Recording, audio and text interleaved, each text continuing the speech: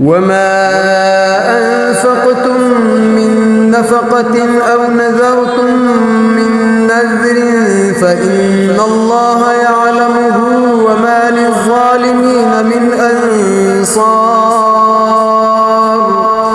إن تبدوا الصدقات فنعما هي وإن تخفوها وتؤتوها الفقراء فهو خير لكم ويكفر عنكم من سيئاتكم والله بما تعملون خبير.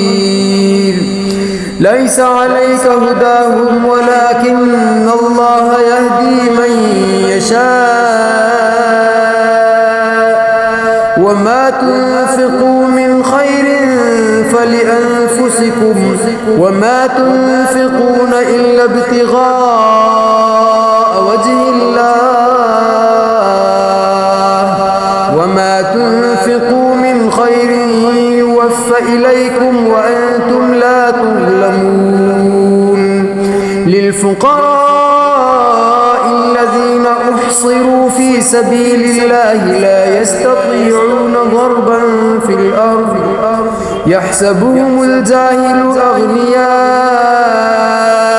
من التعفف تعرفهم بسيماهم لا يسألون الناس إلحافا وما تنفقوا من خير فإن الله به عليم.